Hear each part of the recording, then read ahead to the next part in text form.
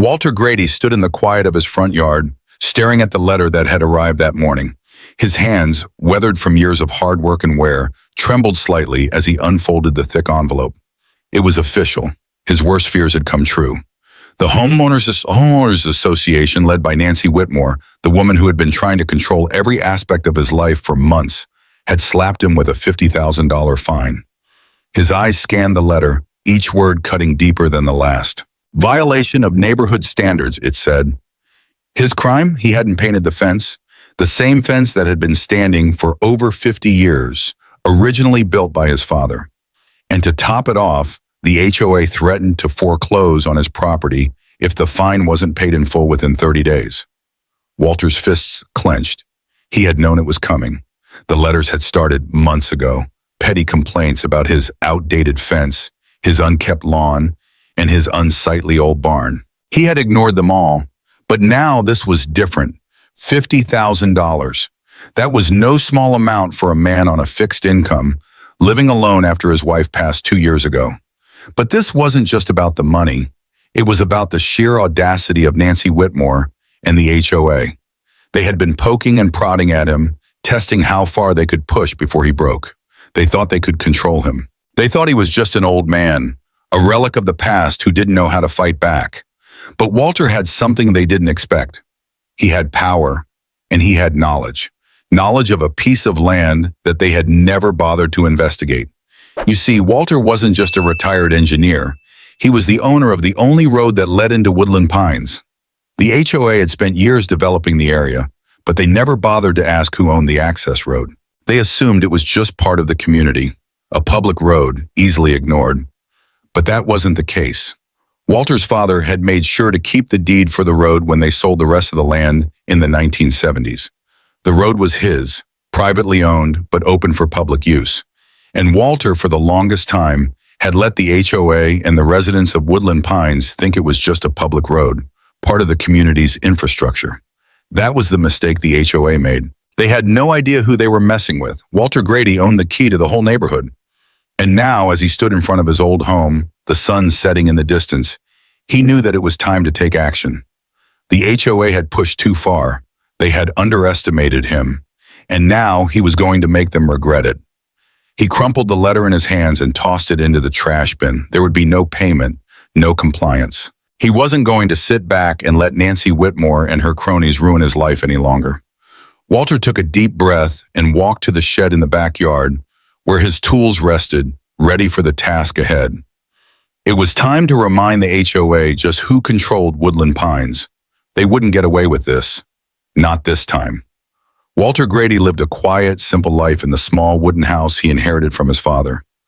After his wife passed away 2 years ago, everything had slowed down. The house, the yard, the barn, they all reminded him of the peaceful life he had lived and the land that had been passed down for generations. He was content in his solitude, tending to the farm and enjoying his late years. But this peace would not last, not with the HOA pressing down on him. It started innocently enough with a letter from the HOA. They demanded that Walter repaint his fence. The paint had begun to fade, they said, and it didn't meet the community's aesthetic standards. Walter chuckled when he read the letter. Who do they think they are, he thought, tossing it aside. But when the next few letters came, they were more than just requests. They were demands, and then fines. The fines started small, just a few $100s here and there for not trimming the grown or for not having a perfectly manicured lawn. But as the weeks passed, the fines grew larger. Another $500 for not replacing the mailbox to match the HOA's preferred style. A $1,000 penalty for not removing a tree branch that hung slightly over the sidewalk. The fines weren't about what was fair, they were about control. The HOA wasn't just trying to make the neighborhood pretty, they were trying to dictate how everyone lived, down to the smallest detail. Walter had ignored it all. He didn't want to make a fuss. He wasn't one for confrontation. And besides, he never asked for any of these rules. But this latest letter was different. This was no small fine.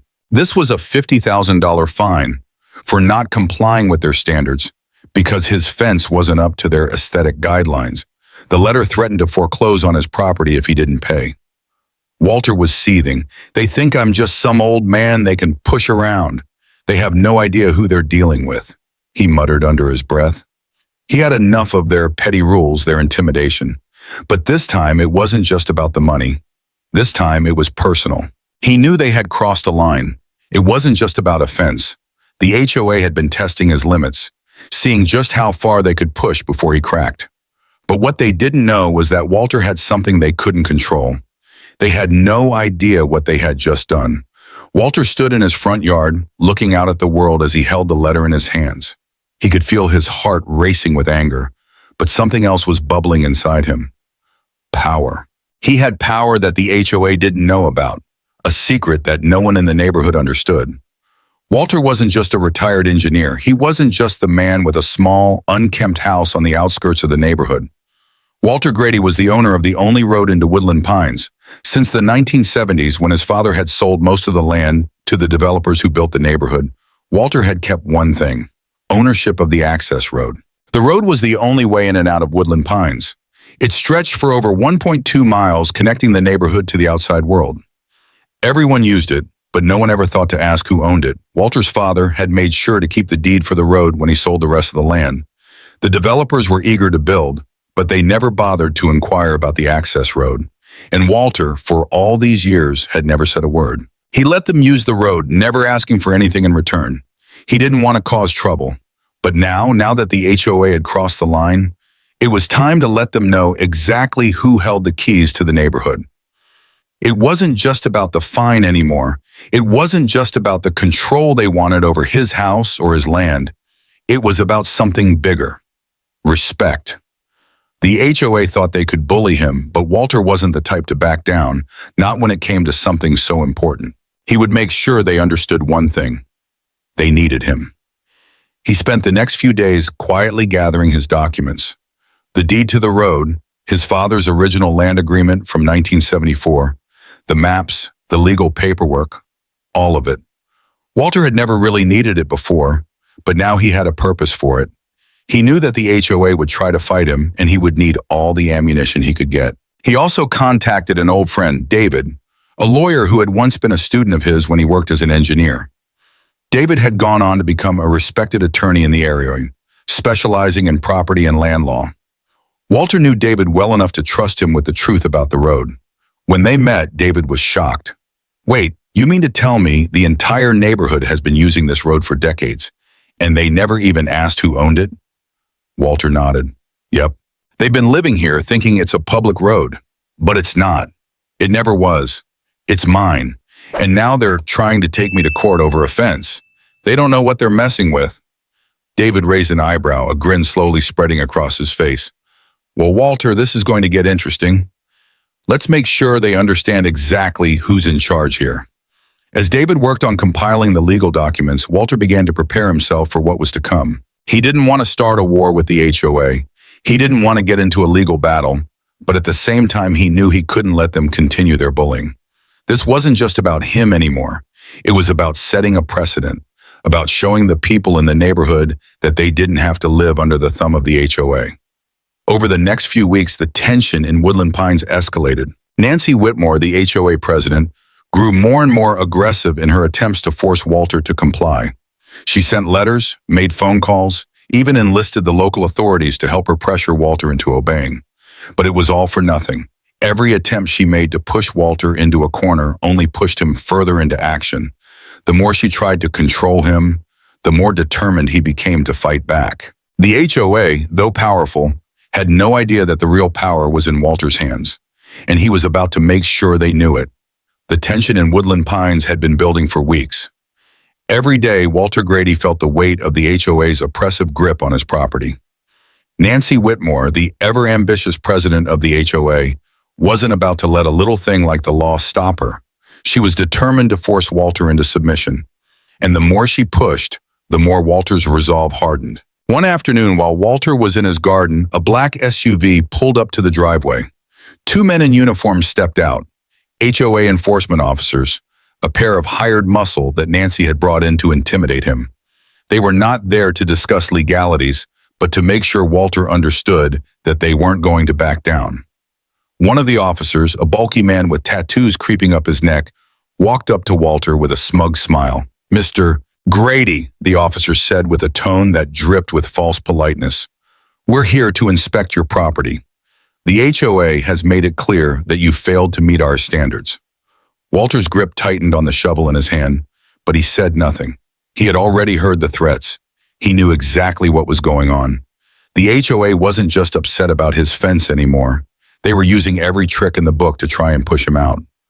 Walter, however, had lived through tough situations before. This wasn't going to intimidate him.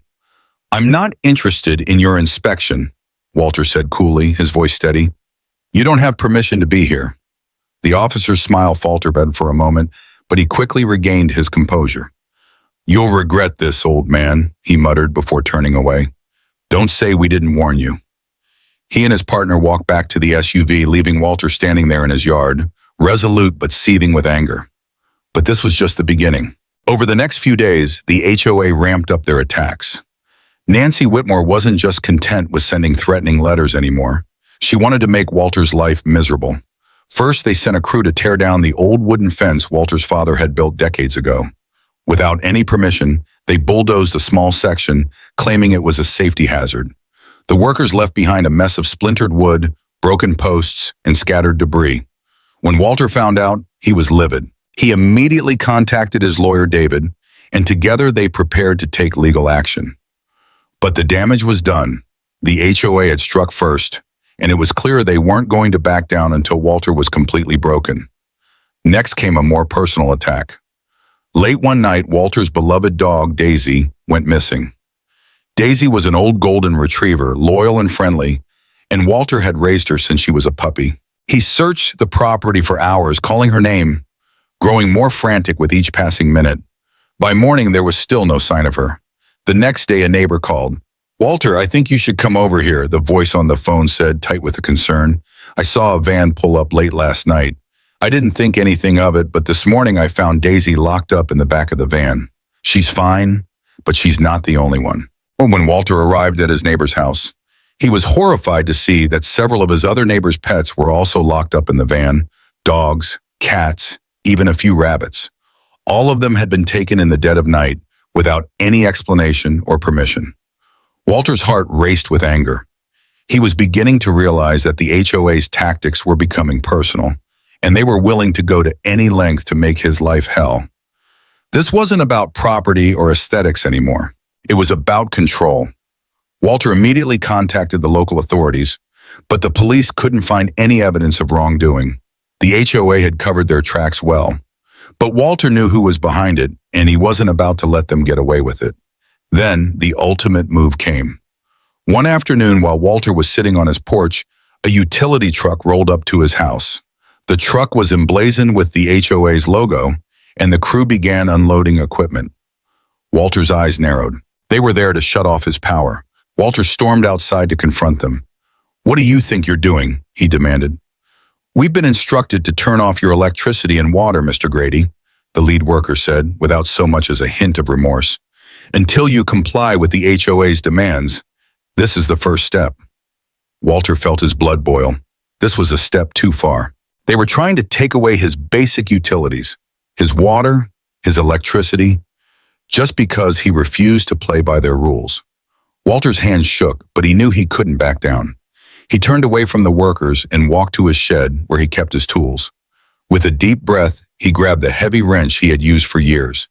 There was no way he was going to let them turn off his power without a fight. "I'll take care of this myself," he muttered under his breath, walking toward the meter box.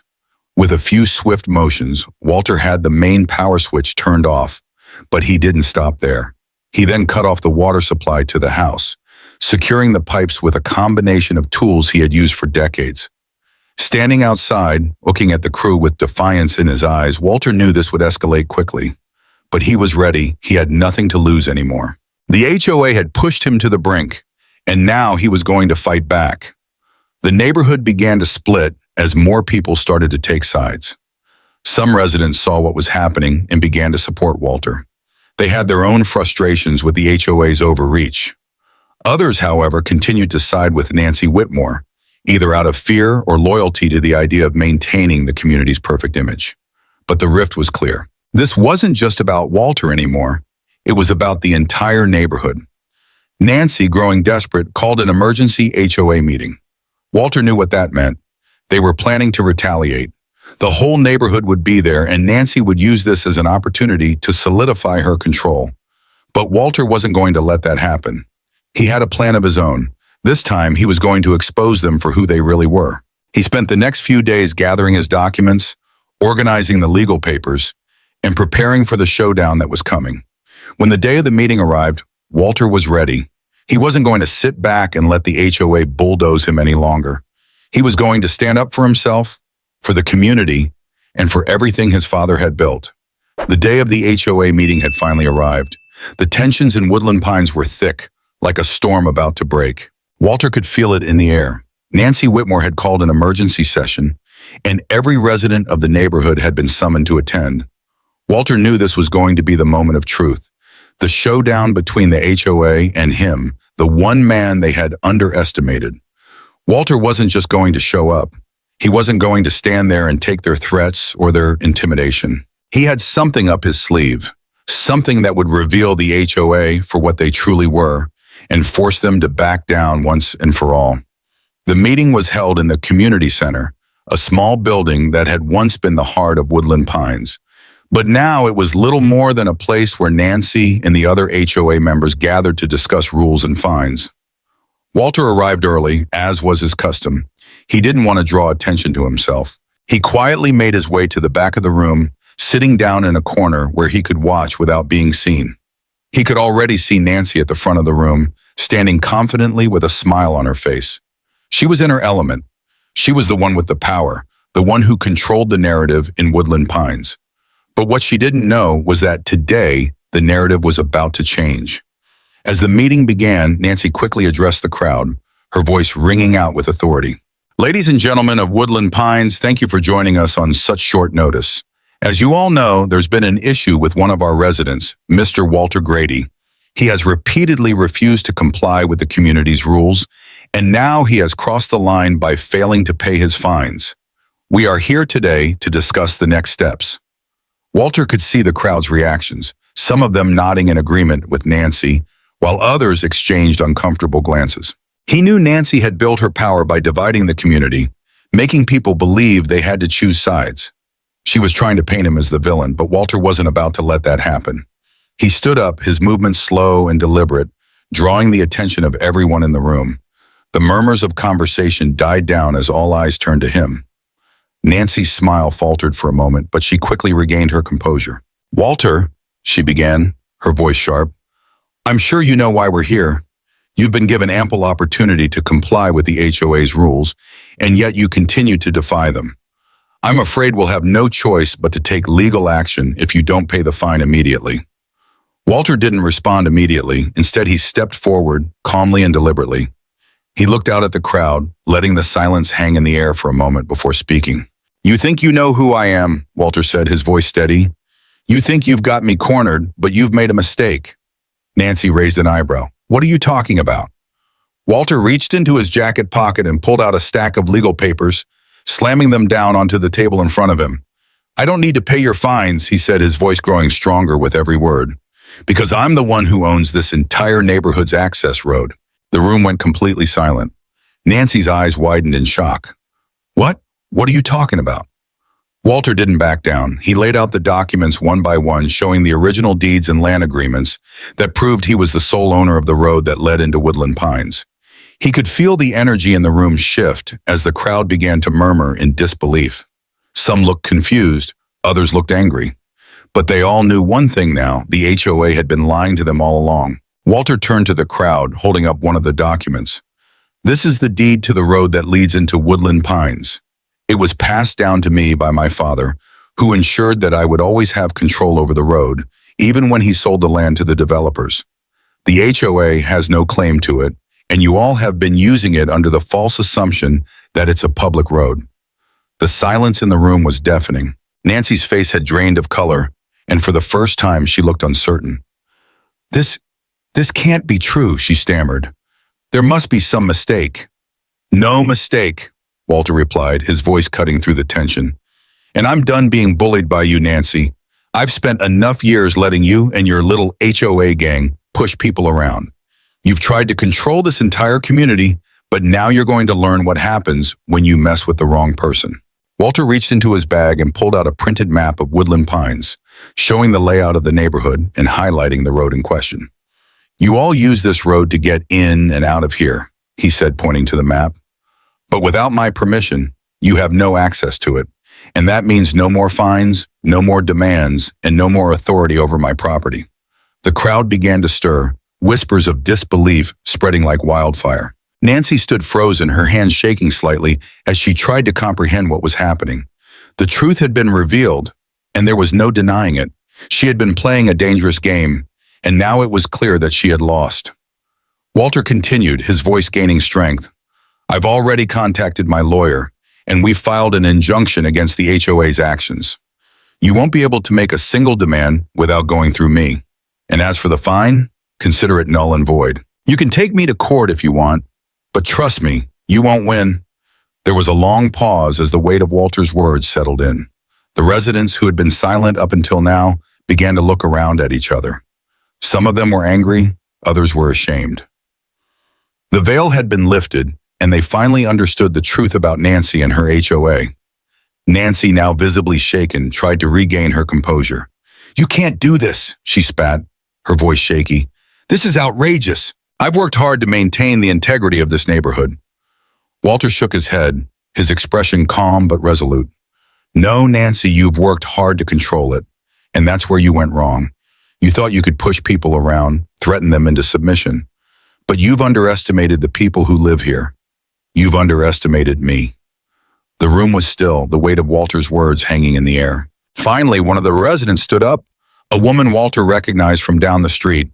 Her name was Mavis, and she had always been one of the quiet ones. She wasn't part of the HOA, but she had always been friendly with Walter. Mavis, Nancy said, her voice shaky. What are you doing? Mavis ignored her and turned to Walter, nodding. I've been living in this neighborhood for over 30 years, she said, her voice firm. I've seen what you've been doing, Nancy. It's time we all took a stand. I'm with you, Walter.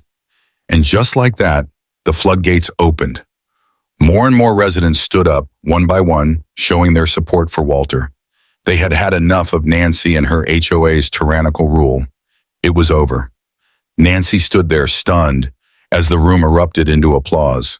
The power had shifted, and there was no going back. The HOA meeting ended in stunned silence, then a slow murmur, then outright commotion. Neighbors who had once nodded politely to Nancy now turned their backs. Some walked out shaking their heads. Others whispered in corners, recounting stories they'd long kept to themselves, about threats, fines, humiliations they'd endured under her rule. Walter didn't have to say another word. The documents had spoken for him. The look on Nancy Whitmore's face, one of pure disbelief and dread, was the sweetest vindication he'd ever felt. But Walter wasn't finished.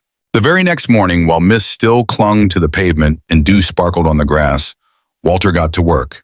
He posted a large, hand-painted wooden sign at the entrance of the road. It read, Private property. Road use temporarily suspended due to liability risk. Access available by request through owner. Contact W. Grady. Within hours, cars began backing up at the main entrance to Woodland Pines. School buses stalled. Delivery vans idled. Hoa board members were trapped in their driveways. The entire neighborhood had been built on the assumption of permanent, unquestioned access. But legally, they had none. Nancy called Walter that afternoon. Her voice was no longer cold and commanding. It was thin, desperate. Walter, she said, we need to talk. We should have done that months ago, he replied calmly. But now you'll have to speak through my lawyer. And she did. Through gritted teeth, through red-faced attorneys, through emergency mediation meetings at the county courthouse, Nancy and the remaining HOA board had to swallow the truth. Walter held all the cards now. His demands were firm, but fair. Immediate cancellation of the $50,000 fine. Full public apology from Nancy Whitmore to be delivered at the next community gathering. Her resignation, effective immediately. Dissolution of the current HOA board and creation of a new resident-led community council with limited powers. A symbolic $1 per year lease agreement for public road use, renewable at Walter's discretion. At first, they resisted. Nancy tried to fight the deal, insisting on renegotiation. But residents, now furious at the months of bullying and the chaos caused by the road closure, turned on her. She was forced to step down, her pride shattered. That next community meeting was packed to the walls, lawn chairs overflowed into the street, and when Nancy Whitmore stood in front of the crowd with a microphone in hand, the woman who once towered over others with her rules and threats barely managed to get her words out. I apologize to Mr. Grady and to the residents of Woodland Pines for the overreach and unnecessary distress caused under my leadership. Effective today, I resign from the HOA. There was no applause, just silence. Walter, seated quietly off to the side, gave a respectful nod and stood up to leave. The moment wasn't about gloating, it was about reclaiming peace. The weeks that followed were some of the most peaceful the neighborhood had experienced in years. The new resident council was formed. No titles, no rigid enforcement, just neighbors helping neighbors. The rules became suggestions. The ridiculous fines disappeared. People started planting flowers without asking for permission. Kids rode their bikes down the street freely. Dogs barked, birds sang, and nobody got a violation notice in the mail. Walter, for his part, kept his word. He reopened the road, charging the HOA $1 a year under a formal lease. He even had the lease framed and hung on his wall, right next to his father's old toolbox. It was a reminder, not of the fight, but of what happens when you stand your ground. He also rebuilt the fence, but not with modern plastic slats or HOA-approved white paint. No, he used reclaimed cedar wood, just like his father had. He carved a small inscription into one of the central posts. It simply read, "Built by my father, defended by his son." One afternoon, Mavis, the elderly neighbor who'd first stood up for Walter, came by with a basket of peach cobbler. She looked at the new fence, then at Walter sitting in his rocking chair. "You showed them," she said softly. Walter smiled, sipping his sweet tea. "I didn't have to shout, Mavis. Just had to show them what quiet people can do when they've had enough." They sat in silence for a while, listening to the cicadas sing and the breeze rustling through the trees. The road was quiet again, not because people were scared, but because peace had returned. Later that week, kids from the neighborhood came by and asked if Walter could teach them how to build a birdhouse like the ones on his porch. He chuckled and invited them to the backyard, pulling out tools from the same shed where he once prepared for battle. The fence, the road, the land, it all stood as a symbol now, not just of ownership, but of legacy and the strength of standing up when no one else will. Some folks think justice always comes from a courtroom, a badge, or a politician. But in towns like Woodland Pines and in neighborhoods across America, justice often begins with one quiet person saying, "Enough." Walter Grady didn't march, didn't yell, and he sure didn't go looking for trouble. He was just a man who believed in legacy, in honesty, and in land that meant something. But the moment the HOA crossed that line, trying to strip away his dignity and bulldoze his family's past, they awoke a lion in overalls. This story isn't just about one man and a road. It's about what happens when power becomes pride and rules become weapons. It's about a system that was supposed to serve the people, but ended up silencing them. Walter stood up not just for himself, but for every neighbor too afraid to speak, too exhausted to fight another fine, too broken to push back. And that's the lesson. Don't mistake silence for weakness. Don't confuse age with surrender. And never, ever assume you own what someone else built with their bare hands. The HOA in Woodland Pines forgot that.